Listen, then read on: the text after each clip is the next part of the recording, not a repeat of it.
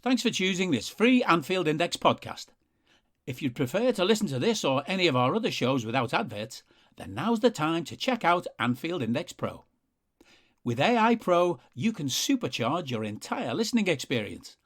You'll not only get all of our podcasts without the ads, but you'll have them far faster with our quick publish feature available exclusively for subscribers. AI Pro also puts you in the heart of our sound studio, with an option to listen to many of our shows live and interact with the podcasters in real time as the shows are recording. Upgrading couldn't be easier. AI Pro is available on all popular podcast platforms, and we have our own apps for Apple and Android. Just head on over to AnfieldIndexPro.com and get started today. Hello everyone, and welcome back to Rival Recon here on Anfield Index Pro. This is another in our pre-season pods looking at the shape we find the Big Six in as the Premier League looms ever closer. And on today's episode, we'll be heading to Manchester to understand how fans of champions Manchester City are feeling as they head into the new season armed with an ominous new number 9. So joining me on the pod to lend us his insight into City, we welcome back Dan Burke from One Football and the Blue Moon podcast. Oh, welcome back, Dan. Hello, Harry. Thanks for having me. Good to speak to you again. I think people who tuned into our sort of previous chats last season around City ahead of both of the games will know that it wasn't too much of a tribal affair, tribal discussion between us. I think neither of us were sure at certain points of what shape both teams were in, and then obviously by the end of the season, you come to look at both the teams and go, oh right, yeah, comfortably better than everybody else in the league, and obviously setting ridiculous standards in the run-in in order to make it as tough and as tight a contest as I think we've seen, for many seasons, and we've come to expect between City and Liverpool now. So before we get into some of the activity that's gone on this summer, and so what sort of shape you think City are in coming into the new season, I wanted to sort of take our minds back, and apologies, I know all Liverpool fans listening to this, yes, we did narrowly miss out on the Premier League, but I want to take you down to last season and just to finish the last season. So obviously, just putting it all into context, there was that pretty dramatic sort of semi-final defeat in the Champions League to Real Madrid, and sort of Real Madrid continually finding new ways to be the zombies of football and just refusing to be defeated. And then somehow, I still don't even know how that final went down, to be honest. And then, sort of semi-final of the FA Cup, so lost out to Liverpool. But then, of course, the all-important holding on to first place in the Premier League, won 9 out of your last 12 in the league. And of course, that comeback against Villa, when it did look at one stage that it was gone, 3 goals in 5 minutes to beat Villa and seal that Premier League title. I just taking all of that into account. I mean, what did you make of the end of last season, or the finish to it, and sort of what shape City were in?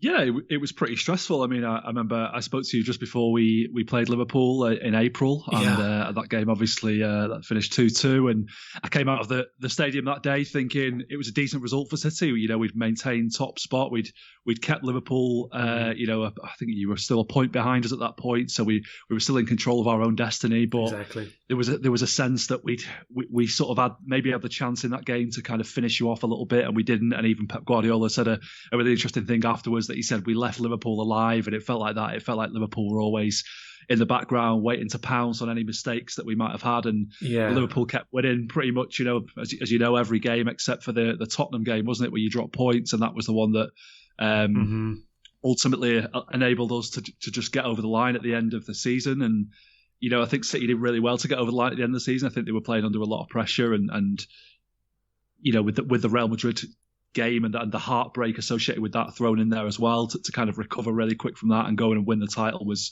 something that we were really delighted about. And it was a really great season for City. It wasn't a perfect season, but it was a really great one, and one that we'll look back on with great fondness. Even more so, I think, than the season before when we won the title during the pandemic. That was a bit of a strange season where we didn't sort of hit the heights throughout that we did. We weren't at the same level that year as we were last season. So I think it was a really good season to get over the line in the fashion that we did in the final day of the season. I mean, I I saw someone on Twitter like a few weeks afterwards saying like, oh, it was always inevitable that City were going to win the league this year, even when they were 2-0 down to Aston Villa. I was like, I was in the stadium on the final day of the season, and I did not feel like it was inevitable that we were going to come back from 2-0. I felt like the world was crumbling around us at that point, and Coutinho scoring to make it 2-0. I'm thinking, oh God, it had to be like this, didn't it? So the way they came back was thrilling and wonderful day for us, and day that we'll never forget. And almost up there with the most famous one of those, the Sergio Aguero QPR game for us. I was going to say, yeah. So it was great to finish the season as champions again.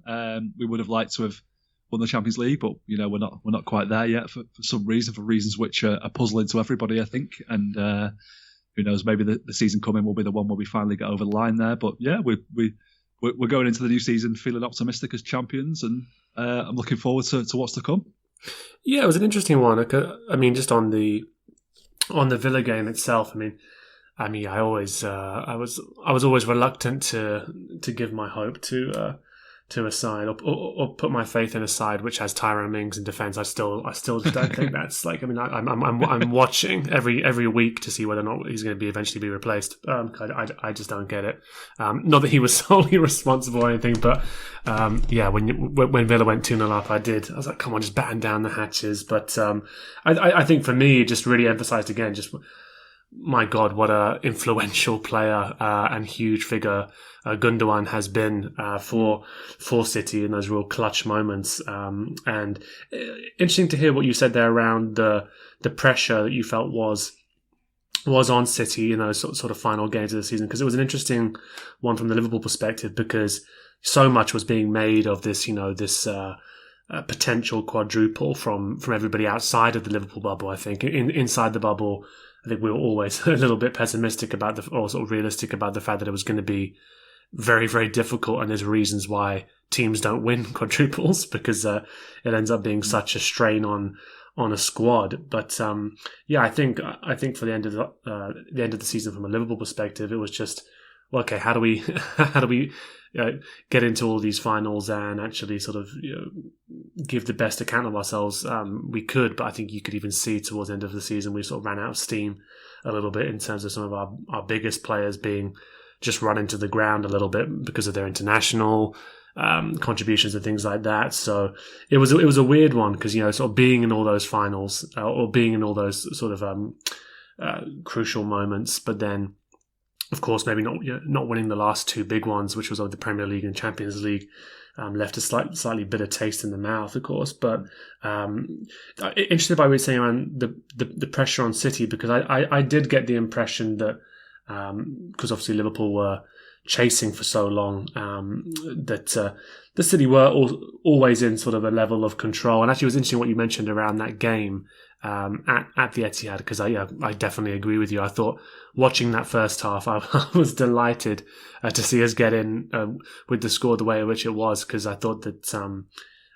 really battered us in that first half, stretched us all around, and could easily have, I think, to put Guardiola's words into, not left us alive after that first half. And then, of course, the way in which it started, we were able to sort of drag our way back into it a little bit. But interested in what you say about that sort of the pressure that was on City in those final months.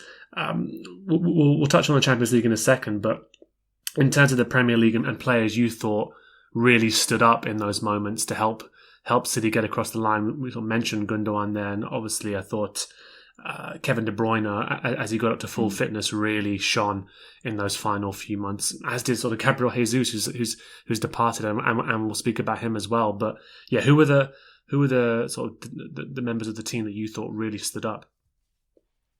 Yeah, De Bruyne was the main one. I think he was the real driving force, as the games were coming towards the end of the season, and we're sort of playing every 3 days, and it's getting difficult, and you're looking at every game. I remember like Wolves away thinking, oh God, this could be a really tough game. It's a Wednesday night game, and I thought this could be the one where the season really unravels. We dropped some points away at Wolves, and it's game over. Liverpool will smell blood and go in for the kill, and then we've got no chance then.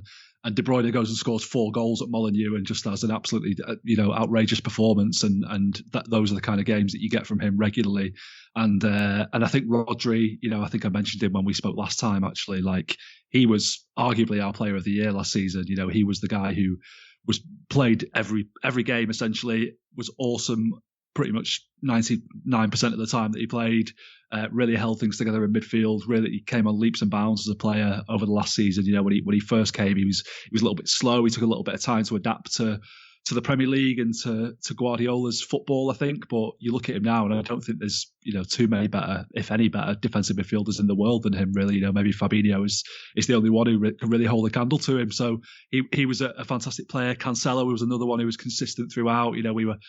We were having players getting injured towards the end of the season. Kyle Walker was out, centre backs were out. We were playing Fernandinho at centre back at times, and that was a bit of a recipe for disaster with his sort of slow turn of pace in the twilight of his career. But Cancelo was someone you could always rely on. And Gundogan, like you mentioned, for him to come off the bench and do what he did in that final game of the season was incredible, really. And it was funny because a couple of days before the end of the season, there was a rumour going around that he'd been seen boarding a jet to Madrid and was maybe off in the summer, and I think he's got just 1 year left on his contract at the moment. And then I remember sort of talking to friends about it, saying, like, I really like Gundogan. He's been a fantastic player for us, but it's one of those where if it feels like the time is right for him to go, I'm not going to shed like too many tears over it. It'll, maybe it's time. Maybe the relationship has run its course with him a little bit, and then for him to come on and do that on the final day of the season, it's kind of like just give him a contract for life now. Like we don't want him to leave now. So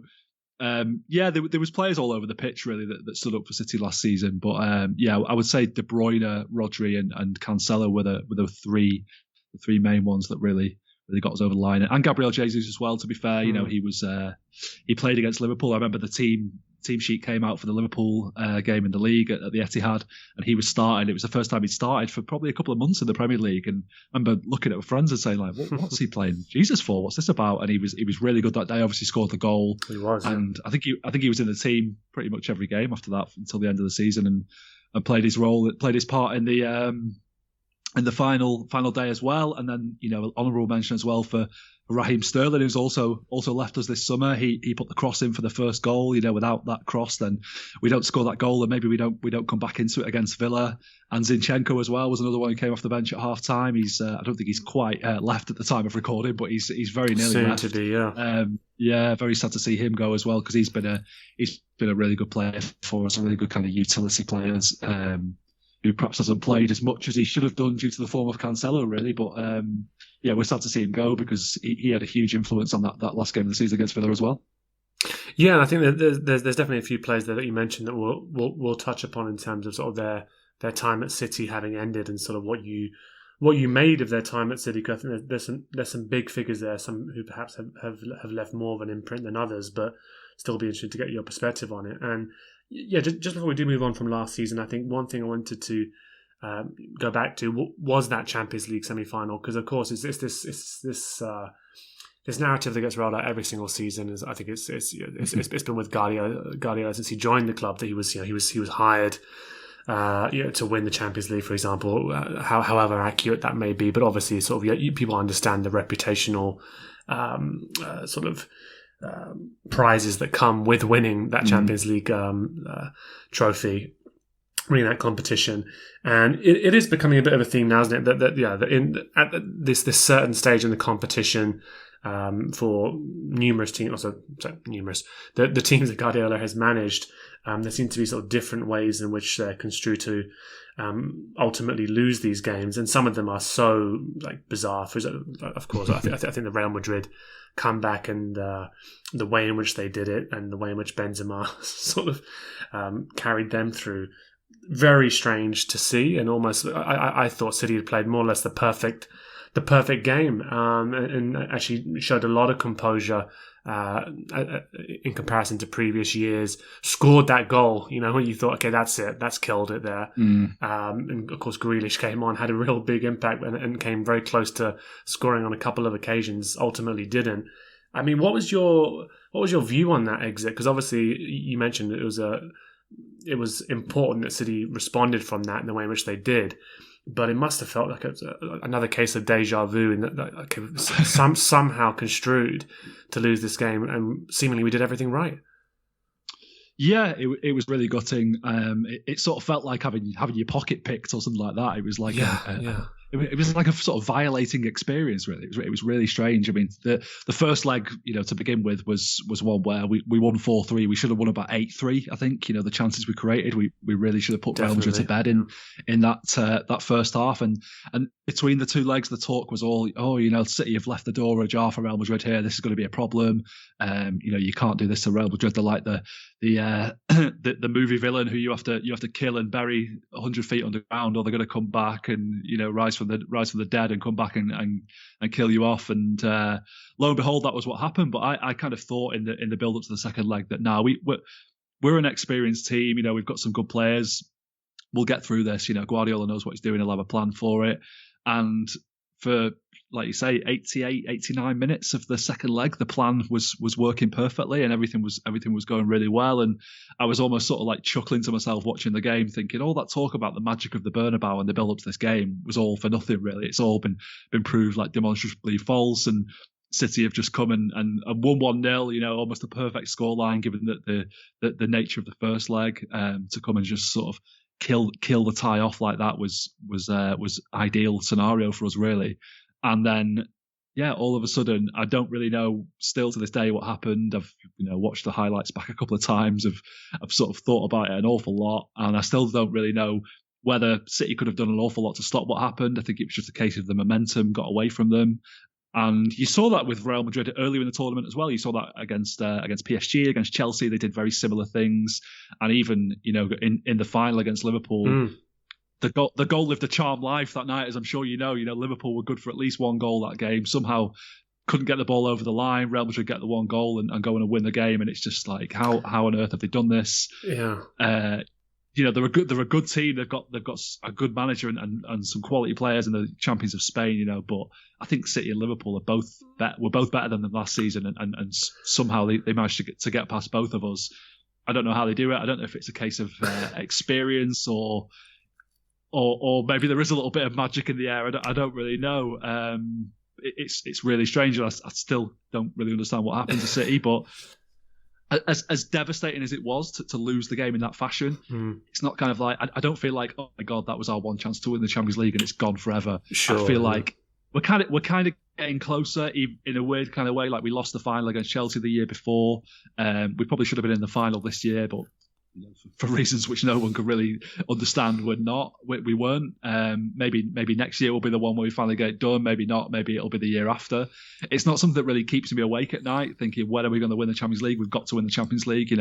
We've won 4 of the last 5 Premier League titles. I'm very, very happy with that. And I always think that if you've won the Premier League, you've had an outstanding, incredible season. There's no two ways about it. And if you win the Champions League, you've also had an outstanding, incredible season. But I still think the way that I would prefer to judge where City are at as a team is their performance in the domestic league, especially when we're up against a team like Liverpool, who are running us so close and challenging us so much. And maybe this coming season we'll have even more challenges coming from other areas as well. It's going to be really hard to win the league next season as well, I think. So if we only win the Premier League this year, only in inverted commas, then it's never going to be a bad thing for me. I would like to win the Champions League, and I do think, I don't mean this in an arrogant way, I hope it doesn't come across that way, but I do think it's a case of when City win the Champions League, I think it's going to happen someday with the resources we've got, with the talent at our disposal. It's almost inevitable. I don't really know why it's not happened just yet, but I think it's going to happen soon enough. Maybe it's become a bit of an albatross around Guardiola's neck in terms of the way that he's perceived, the way his time in England is perceived. It's a lot of people sort of think, oh, he's won loads of Premier Leagues, but he's not won the one that matters. And it's like, well, that's not the way we see it, really. And I can understand why people have that point of view. That's fine. People are entitled to that opinion, but City fans don't see it that way, really. We just kind of see that we're doing very well, and we've just this one particular trophy has eluded us so far. But I think it's going to happen one day. I just don't know when.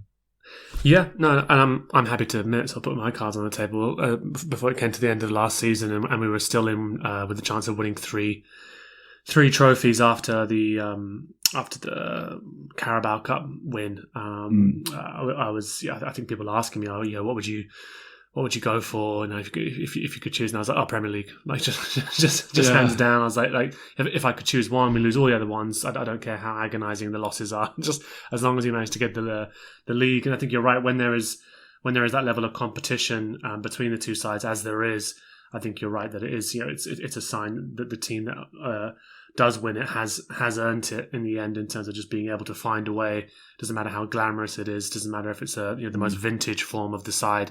Because I think we both discussed sort of last season, it's sort of a weird one in that. So we felt as though it wasn't necessarily a vintage City side last season, but they still managed to find a way to rack up that points total, which is obviously astonishing as well, and that level of consistency. And also, I think there's a shared sense of trauma that Liverpool fans have, I think, around Real Madrid in general as well. The same as you, in that, perhaps didn't create as many chances as I think you did at the Bernabeu, certainly, but I thought pretty much dominated large swathes of that game. And then, there's that deflected cross shot, also cross/shot that comes in, and Vinicius does his business. And I remember there being, I think I watched it in this packed bar. There's always Liverpool fans. There was one Real Madrid fan at the bar who was just stood there, quite stoic the whole evening. I remember just going out to it. It took a lot. Took a lot from me, especially after a few drinks had been consumed, to go over to him and to congratulate him. But I did at the end. But I, as well as congratulate him, I did say I have to ask you, how have you done that? Because I've watched that game and I just don't understand how it's remarkable what they were able to do. And I can't wait till some of those guys leave, to be honest, because I think it's almost tied to them, this weird magic. But moving on from last season then, and I suppose like when you got to the end of it, for you, what was the sort of the obvious work that was there to be done? So where were the areas that needed strengthening? And actually, just before we get onto that as well, we spoke a little bit briefly around Grealish, and I think it's I don't want to target him too much here, but I think when you spend that much money on a player, I think it's worth getting your thoughts on what you made of his first season at the club. So thoughts on Grealish, but then where were the obvious areas where you thought, okay, we need to put in some work here, or we need some new faces through the door? Yeah, with Grealish, it was a little bit of a strange one because there was a bit of pessimism among the fan base going into last season because we knew that we needed a striker. When obviously Aguero had retired at the end of the previous season, and even the year before that, we probably could have done with having someone to kind of make that transition a little bit easier. And we went all out for Harry Kane last summer, didn't get him, and were left sort of without. We knew that we were going into the season without a striker, and there was a bit of sort of trepidation about, well, are we going to be able to win the league without a number 9 striker? We did it the year before, but it's a bit different. It's going to be harder this year. Are we going to be able to do it? And we brought Grealish in. A lot of people said, yeah, I'm really happy with that signing, but I don't really think we needed him necessarily. And to spend £100 million on a player that you don't need, people might see that as being pretty gauche behaviour from City, really. I think it was a case of them identifying a player that they thought would bring something to the team, and perhaps a bit of something commercially off the field as well. Perhaps that was a reason they brought him in, as a bit of a star boy kind of player. And I think his first season at the club was good. At times he looked pretty average. At times he looked really good. He never really sort of found a really consistent level throughout. Towards the end of the season, he seems to be feeling his way into his role more. The Real Madrid game that you mentioned before, when he came on and had a bit of an impact and nearly scored. The game against West Ham towards the end of the season, where we were 2-0 down at half time, we ended up drawing 2-2. He was probably our best player that game. He was really influential. He really looked like he was getting the ball and wanted to take players on, the kind of Grealish that we'd sort of seen at Aston Villa. We didn't see an awful lot of that at City. It took him a while to kind of come out of his shell. I think it was a case of him having to learn how to play for City, a different role, having to be a little bit less instinctive with his play and a little bit more thoughtful with what he was doing with the ball. It took him a little bit of time to get his head around that. And the signs towards the end of the season were good. We didn't play in the last game of the season. He stayed on the bench for the whole game, which was a little bit unexpected, really. I kind of thought he might start that game, being against his old club and all that kind of thing. It kind of had a bit of a Grealish scores the title-winning goal subplot to it that I kind of thought might materialise, but didn't. So I think he started the season he ended the season in the ascendancy, and you would like to think that he will sort of pick up where he left off at the start of this season and really kick on. And we've seen with lots of players in the past that it usually takes them about a year to settle under Guardiola. It happened with Mahrez, and the following season, his first season he wasn't that great. The following season he was really good. So we're kind of hoping that the same thing will happen with Grealish going into the new season. But even the most pessimistic fans amongst us are going into the new season feeling really optimistic, because the one player that we were crying out for, that we've been crying out for a couple of years, is that number 9 striker. And we've signed, one of the best in the world, certainly one of the most promising in the world in Erling Haaland for a relatively low fee if you discount all the millions in agents fees we've paid under the table. But the fee that we've actually paid for him that will go down in the books isn't too bad at all. And he could potentially be an awesome signing for us, whether it be for 6 or 7 years he plays for us, or maybe just 3 or 4. Maybe he'll fancy a move to Real Madrid. I'm not really considering myself too much about that at the moment. I'm just sort of focused on the here and now. And really looking forward to seeing him play. If you could have identified one player in the world that I would have wanted us to sign this summer, it's him, and we've got him. And sure. I think what he's going to. I mean, we were. The past couple of years, we've been the top scorers in the Premier League. We got 99 Premier League goals next season. I think Haaland coming in doesn't mean that we're going to score 120 Premier League goals or 130 Premier League goals. We'll probably score about the same amount of goals that we're scoring now. And that's, even if he stays fit, his injury record is a little bit of a concern maybe. But I think what he might bring, or what we're hoping that he will bring, is a player who will score the goals, who will kind of get us over the line in those tight games. The Real Madrid game, if he's on the pitch, maybe we win that game. Maybe we score the goals that we need there and we go on to win that. The games against Liverpool, home and away, where we had periods on top and couldn't really make it count, couldn't really kill Liverpool off. Maybe he's the sort of player who can score a goal in those moments and become a real kind of clutch player for us in those moments, and a player that everyone really fears. And I think it's going to take a bit of an adaptation period with him as well, and it's going to take a bit of time for City to adapt again to having a central striker as a reference point. We've not had that for the past 2 years, and it worked really well, to be fair. We didn't really miss that number 9 striker so much. We learned how to play with that false 9 formation and really made it count, and obviously won 2 league titles playing like that. So it's not all been bad news at all, but he's the one that you're really looking at and thinking, wow, that's the one that could take us next level and maybe get us over the line in the Champions League. We'd certainly like to think so anyway. And then the other signings that they've made, I think Calvin Phillips is a really sensible signing. We needed a replacement for Fernandinho. We've needed one for a little while, really. Fernandinho was a fantastic player for us, one of the best holding midfielders the Premier League's ever seen, and one of our best ever players, really. But the last couple of years, he's understandably been slowing down quite a lot, and it was time for him to say goodbye and to bring Phillips in, who I think is a really good player, who will play second fiddle to Rodri for the most part, I think, which is something that I'm pretty sure he understands, that's going to be his role for the time being, that he'll be kind of Rodri's understudy, because Rodri is the main man there who will play most of the games. But it will allow Rodri to have a little bit of a rest. That was a problem that we had last season, really. That it kind of felt like that the whole season hung by a thread, in that if Rodri got injured, everything was going to fall apart. He was the card that you pull out, and the whole house of cards comes tumbling down. Because I don't think Fernandinho could have done his role on the regular if he'd been asked to last season. So the fact that Rodri stayed fit for almost the entire season was probably the main reason City won the league last year, I think. So to have a bit of a safety net of a player who can come in and give him some time on the bench, or if he does get injured, and also the option of maybe playing with 2 holding midfielders, is what Calvin Phillips will bring to the table, which is something that we might do. I think he's a player who likes to get forward a little bit more than Rodri, so that could be an interesting dynamic that we could use in certain games. Yeah. And I can't remember who else we've signed. Julian Alvarez is the one that I thought was interesting as well, because I remember speaking to somebody about him.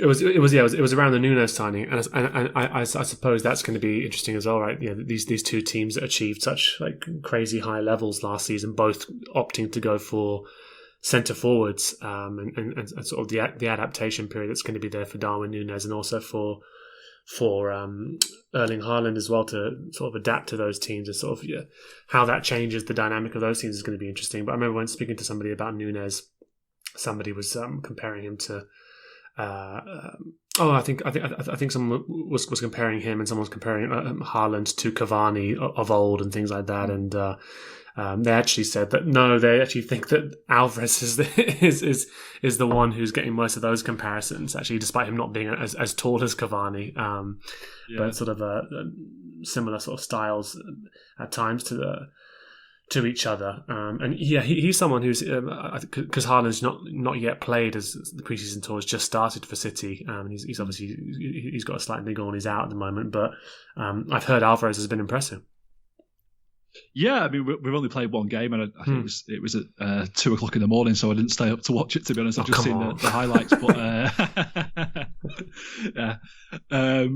yeah, that's my lack of commitment for you. No, but from what I've seen, he looked pretty sharp, and I didn't see an awful lot of him at River Plate, if I'm being perfectly honest either. But I've seen a few sort of YouTube compilations. It looks good, and excellent. You know, was interesting a lot of teams around the time that we signed him last January. We got the deal done for him, and again, it was a relatively low fee, about £20 million, which is nothing in this day and age if he goes on to be a good player. And he's 22, so he's not too young. I think he's at that sort of right point in his career where he's ready to really kick on and take on a new challenge. And older than Haaland, though. Yeah. Exactly, yeah. You know, and I don't think it's easy to play for River Plate. You know, I think not at all, no. That's a massive club. You know, and there's a lot of pressure associated with playing for them. So I don't think he's going to be overawed. And the talk was that we were going to get him in for pre-season this year, have a look at him, and then decide what we want to do with him, whether we want to send him out on loan or keep him around. I think they'll almost certainly keep him around now, especially given that Sterling and Jesus have left, because he can be useful in sort of every position. I was going to say, yeah, really. And there was a clip doing the rounds of him in the pre-season friendly the other night of him playing like a beautiful cross-field pass around the back of the defence to Jack Grealish, which is something we might get used to. You know, I think he's got a real eye for goal, but I think he's a very good player as well with great vision, great passing ability, and really quick. And he could be really, really good for us if he adapts quickly. I mean, I don't think he speaks English yet, which is maybe a bit of a problem, but as you saw with Luis Diaz last season, like sometimes players it doesn't really matter to them. They're not kind of overawed by that either. They just get stuck in and get involved and learn as they go along. So I'm not expecting him to be an amazing player for us straight away who's scoring 20, 30 goals a season, but I think in time he could be one that we look back and think, oh yeah, that was a really, really good signing. And the other one that we brought in so far is Stefan Ortega Moreno, a goalkeeper. We sent Stefan out on loan to Middlesbrough and brought this guy in who was I think he was one of the best goalkeepers in the Bundesliga last season, despite the fact his team got relegated. He made a high proportion of saves, and crucially, he's really good with the ball at his feet. I was going to say, do you think Zach Stefan's paying for that error in the final? I feel sorry for Zach Stefan because I don't think he put too many feet wrong for us. That's not a thing people say, is it? But I don't think he did an awful lot wrong for City, really, apart from that moment. And that kind of was it was like an instant sort of City career's over as soon as you've done that, really. It kind of felt like I think the fans lost an awful lot of faith and confidence in him then. And I think with the World Cup coming up as well, he's gone to Middlesbrough so that he can play a bit more next season and kind of force his way into the reckoning for the USA number 1 jersey. And I think City have sort of said, yeah, go on, you go off on loan then, and we'll bring this guy in, and hopefully he's someone who can keep Ederson on his toes a little bit, because Ederson, I think, has maybe become a little bit complacent in recent times. You know, he's still probably the best goalkeeper in the world with the ball at his feet. You know, probably one of the best passers of the ball in the Premier League, despite the fact he's a goalkeeper. But in terms of like the saves that he makes, it's quite rare that you'll go, oh, what an amazing save that was from Ederson. He really pulled us out of the shit today. He really, came to our rescue today. It's kind of not very often that you get that with Ederson, and it's become a little bit of frustration. So, we'd like to think that maybe this guy coming in might keep Ederson on his toes a little bit and sharpen his mind. And I think really, like with Zinchenko leaving, and the talk is that they're going to try and sign Mark Cucurella from Brighton, but the negotiations seem a bit difficult. Yeah, I mean that was one where the rumour first surfaced a few weeks ago. That I saw that and thought, yeah, that's a signing that I really like the idea of. I think he'd be a really interesting player for us, who would add an extra dimension. We don't have we've not had a sort of left back who can go around the outside and whip crosses in for a long time. We've had Cancelo playing as that kind of inverted fullback, so that would add an extra option for us. And yeah, I think he's a very talented player, and I think City are willing to pay about 30 million for him, and Brighton want about 50 million. So maybe they'll kind of meet in the middle of it eventually, or maybe we won't end up signing him. But I think he's the one who, if we get him, he would complete a really good summer for us. Mm-hmm. No, I think he's an excellent fullback, and then that brings us on to departures. I think that we've touched upon it already, sort of throughout the things we've been discussing. But some big departures. I mean, that's sort of Raheem Sterling, who felt like a pretty significant signing when he moved to City, given his age and sort of given his profile and the way in which he's developed, and sort of gone in phases, I'd say, of sort of being hugely influential and then maybe slightly less in favour at times. But his record speaks for himself, to be honest. And then there's Gabriel Jesus, who's obviously gone to Arsenal. Sterling's gone to Chelsea. Fernandinho, as you mentioned, back to Brazil. And I hope to catch some highlights of him being equally cynical in Brazil now that his pace has gone. And Zinchenko, as you mentioned, who's sort of not gone through just yet, but it looks like he's all but heading to Arsenal as well, to sort of join Gabriel Jesus as well. So, I mean, going through those players, it feels like Sterling perhaps has had the biggest impact during his time at City, and then Jesus probably following on from that. I mean, Fernandinho as well, but sort of I think the nature of his departure, we'd have to talk about it as much. But those players who've left, I mean, I'm just fascinated by your thoughts on sort of their time at the club, because Sterling's often been sort of this weirdly divisive figure, I think, at times. But I've always thought he's a really, really intelligent footballer. I think Chelsea have got a really good deal there. And what did you make of his time at City? I mean, do you think he's leaving sort of held in high esteem by the fans? Yeah, absolutely. Yeah. I mean, he came obviously from Liverpool, and there was a lot of kind of furore around his transfer. You know, a lot of sort of nasty things said about him in the press by ex-Liverpool players and that kind of thing, and he was getting booed at every ground in the country at one point as well for the fact that he was playing poorly for England. So, like you said, he was always a bit of a divisive figure, and I think it took him a little while to settle. You know, his first year under Manuel Pellegrini was okay, but not great really. And then once Guardiola got to work with him, he really brought him on leaps and bounds. He really added some good things to his game, and his movement really improved. But like you say, I think he's a very naturally gifted, intelligent player, Sterling, who, you know, a lot of people called him a tapping merchant. And it's like, players don't just end up in the 6-yard box completely unmarked by accident, you know, like there is a science to that. And Sterling was a great player for kind of ghosting into those positions and scoring those goals. I think his finishing left a lot to be desired at times. You know, his numbers were really, really good. You know, he scored a lot of goals for us and scored some really good goals as well. But he also missed an awful lot of open nets, which was very frustrating. And I've been saying to people, like, I will miss Sterling until the moment he misses his first open net for Chelsea, and then I'll go, yeah, that's why we sold him. Yeah, but it's not really like that. It's just, I think, like I kind of alluded to with Gundogan earlier, I think there comes a time with certain players where you feel like the relationship has run its course a little bit, maybe a little bit similar to Sadio Mane leaving Liverpool. I think he sort of like did exactly what he came to Liverpool to do, and now he's left and gone seeking a new challenge elsewhere. And it's kind of the same with Sterling. You know, he's won everything with us except the Champions League. He goes away to Chelsea now, where he wants a bit of a change of scenery. He wants to move back to London, be closer to his family, play for a new team, have a new challenge, and good luck to him. Like, genuinely wish him the best of luck and have no bad feeling towards him whatsoever. I think kind of the issue with him was that around the sort of mid to end of the 2021 season, he had a bit of a falling out with Guardiola by all accounts, and I don't know if the relationship ever truly was repaired, and he wasn't playing an awful lot. You know, he wasn't starting a lot of big games anymore, and he kind of fell down the pecking order a little bit. And I think for both parties, it was time to say, like, we had a good run. You know, it's been great, but let's say goodbye now. And with 1 year to go in his contract, and Chelsea offering the money that they offered for him, it was a bit of a no-brainer to him in the end, really.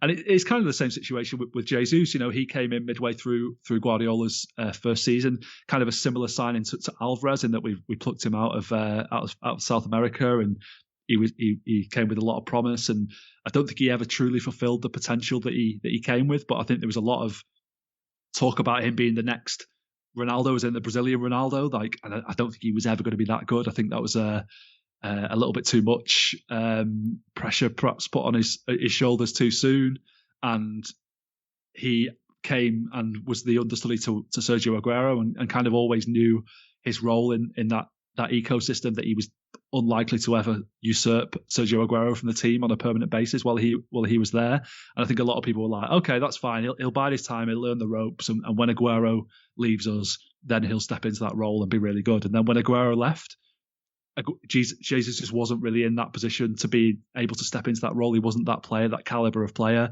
He wasn't that consistent in front of goal. He would miss chances. He would, I think he said something once that kind of said everything about him, that he said when he misses a chance, he wants to shoot himself in the head.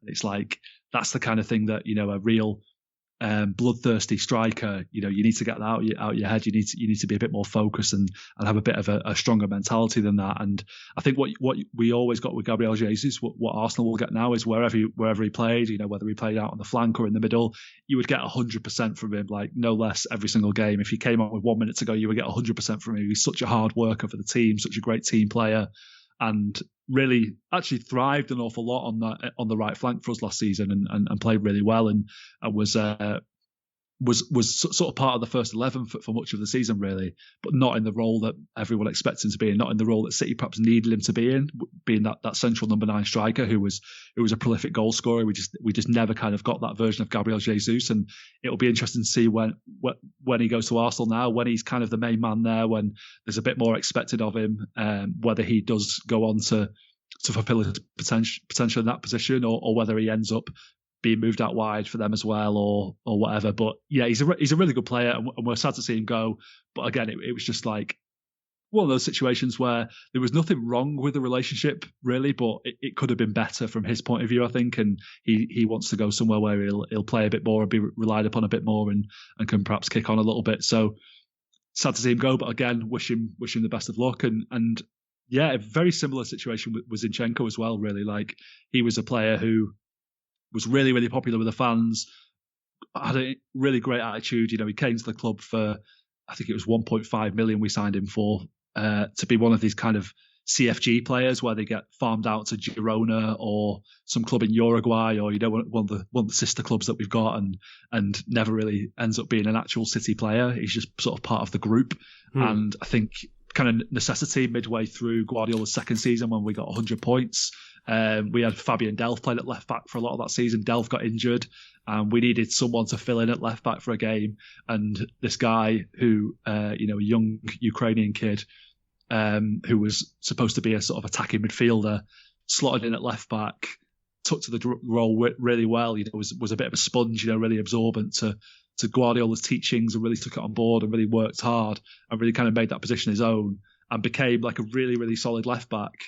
Even though it's still not his position, it's still not his favourite position. I think he's going to Arsenal with the hope of playing a bit more centrally in midfield, something like that, maybe a bit more further forward than that even. And I think he's shown when he plays for Ukraine that he's certainly capable of doing that.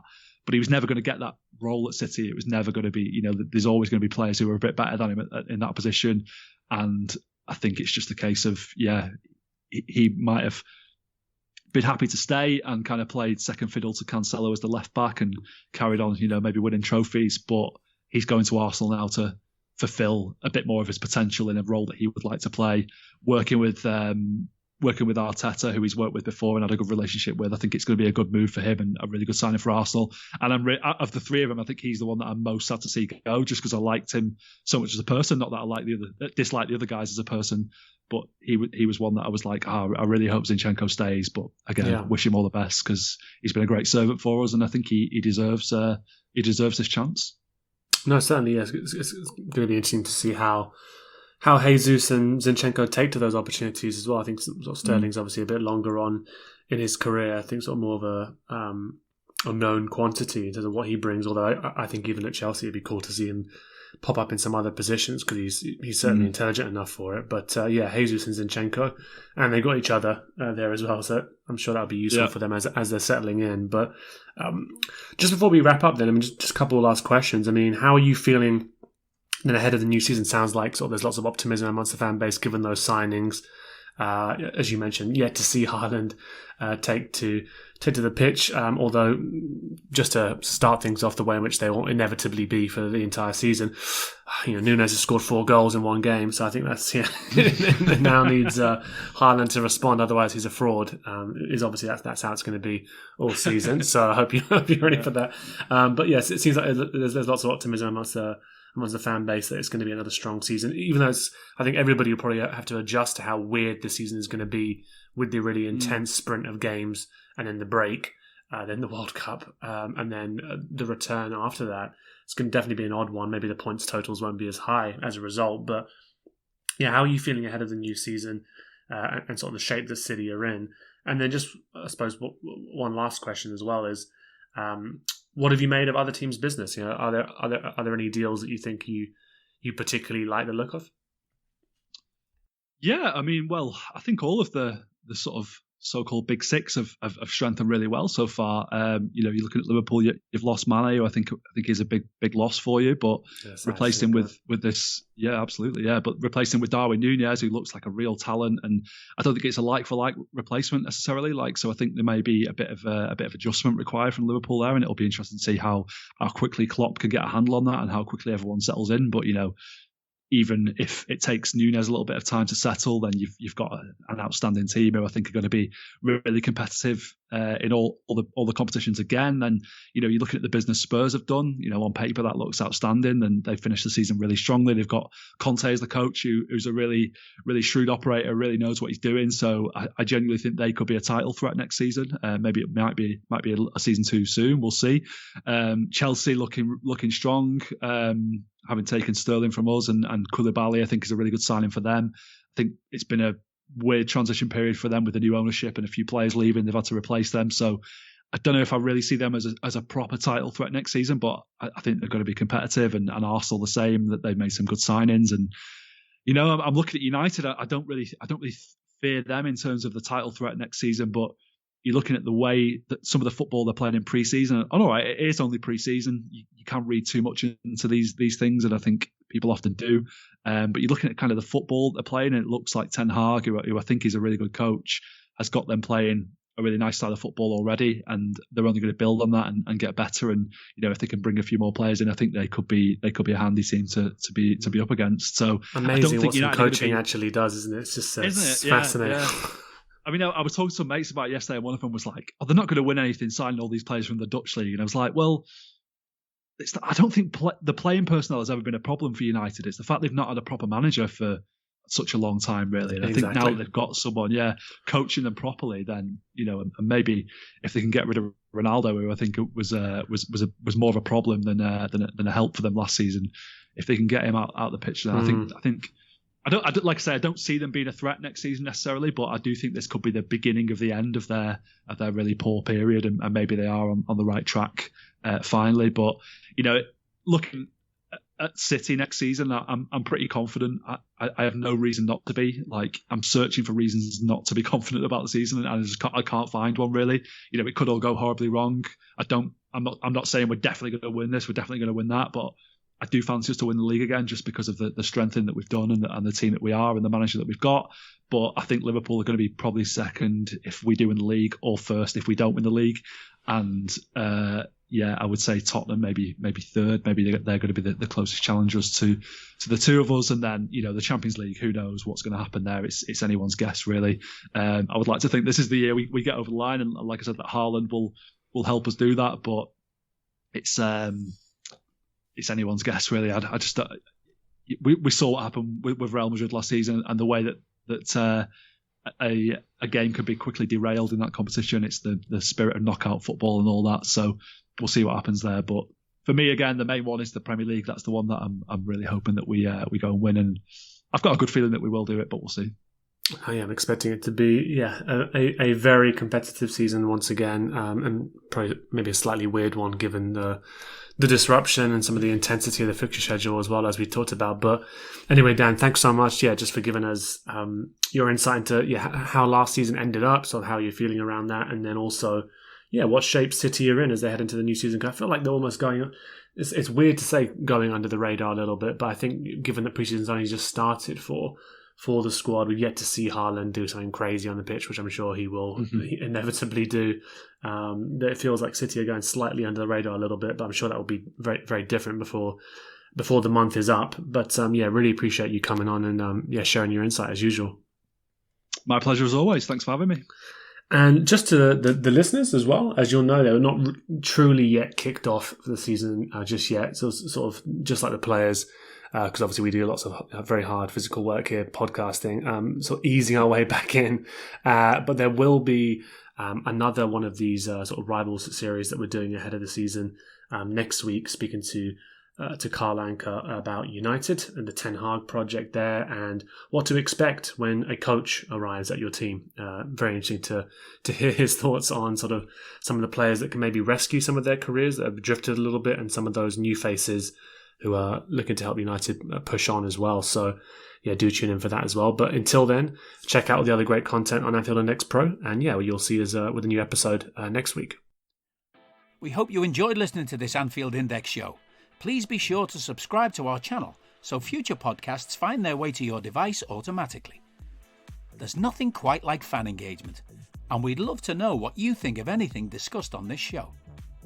The best way to get in touch is over on our free Discord community, where both podcasters and listeners debate the hottest LFC topics 24/7. Sign up free now at AnfieldIndex.com/Discord. You won't regret it. You can also follow us on Twitter at Anfield Index and find us on Facebook by searching for Anfield Index.